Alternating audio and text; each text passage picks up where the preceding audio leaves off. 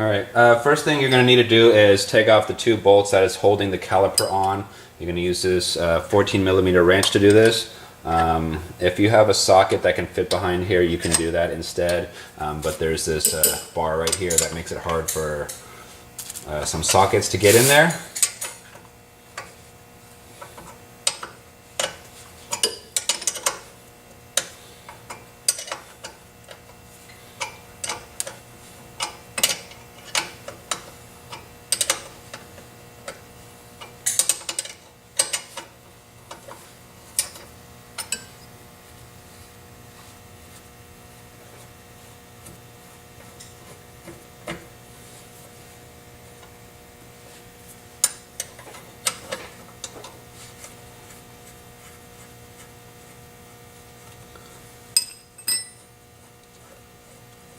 So I'm going to unbolt both of the pins here. Make sure you don't wipe off any of this grease that's on the pins because it needs to be there for the movement.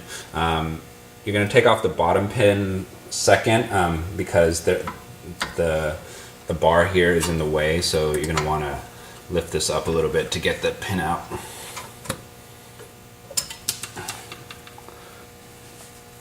Alright, next thing, you're going to want either a bungee cord to hold onto the caliper, or I just use a roll of paper towels so that it's not hanging by the brake line. You don't want to do that because then you're going to you might bust your brake line or have some issues with your brake line if you just let it hang from there.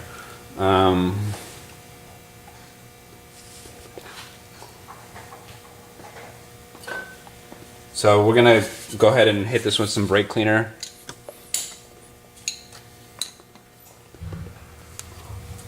Just to get it nice and get some of this dirt off.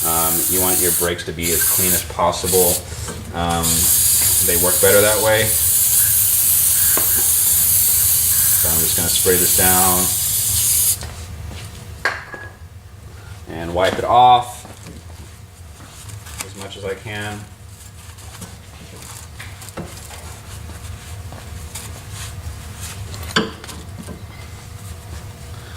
Alright, and all you have to do is pop off the old pads.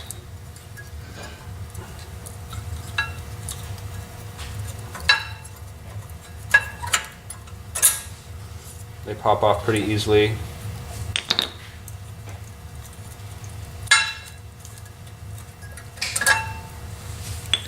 And then take off the old hardware, the old shim hardware. I'm not going to reuse those. The packet of brakes usually comes with a new pair. Alright, so that's looking good. I'm gonna just wipe this down a little bit. I don't want to put brake cleaner on my caliper here, or my rotor.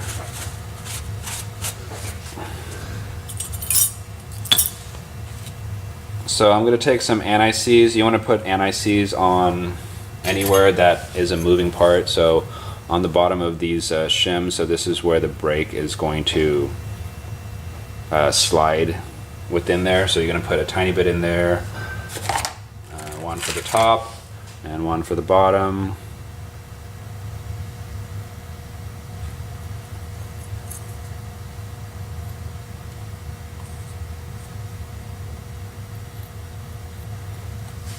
And also we're going to put some on the back of the pads themselves.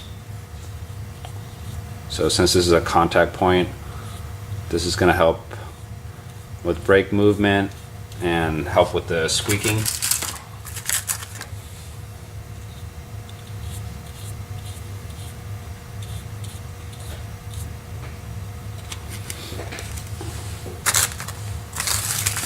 Alright, so let's pop these shims on here. So they just go, try to fit the back part in first, and then it has this little tab for you to push down on to pop the front part in.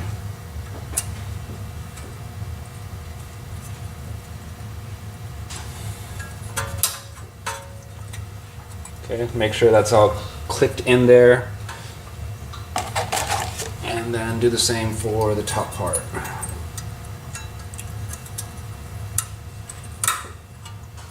Okay, it's all good. Let's go ahead and put the brake pads in.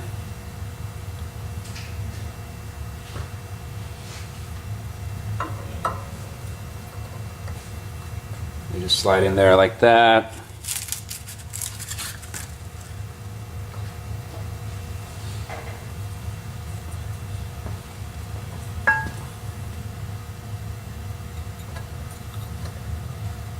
Alright, so that's that.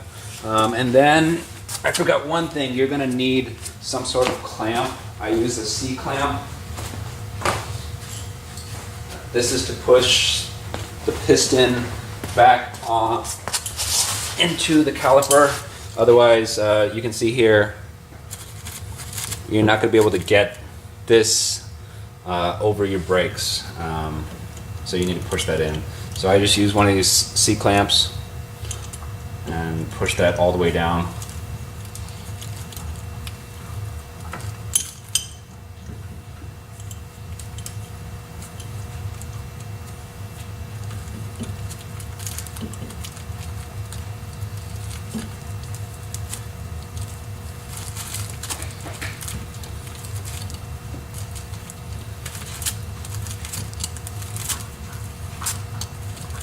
Okay, that's pushed all the way down. So now you should be able to easily slip this guy back on here and put your pins back in.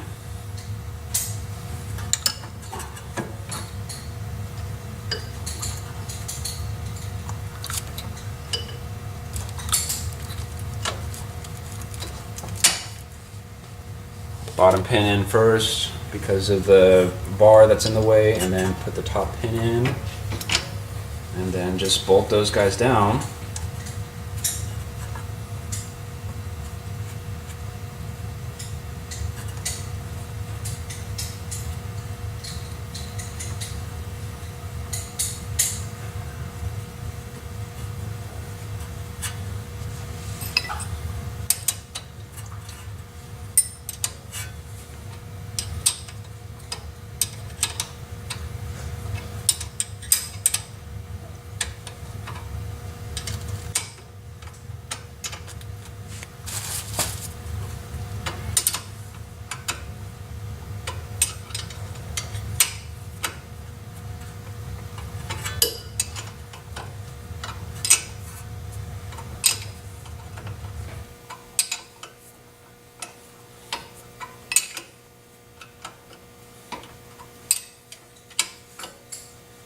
Alright, after you get these bolted down, you're going to probably want to tighten them down as much as you can. If you have a torque wrench, you can look up the spec for these and tighten them to spec. But that's pretty much it. You do the same thing on the other side, same process.